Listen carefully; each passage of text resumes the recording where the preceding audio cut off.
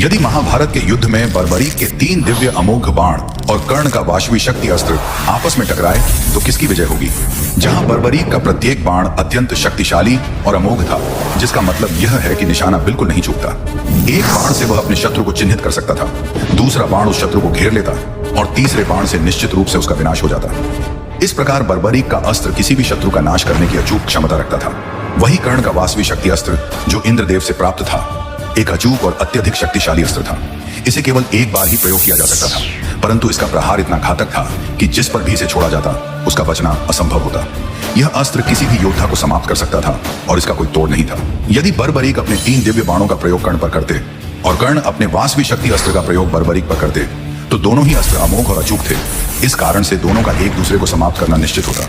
बर्बरीक के 3 बाण कर्ण और उनकी संपूर्ण सेना को समाप्त कर सकते थे, जबकि कर्ण का वाशवी शक्ति अस्त्र भी बर्बरीक को अवश्य ही समाप्त कर देता।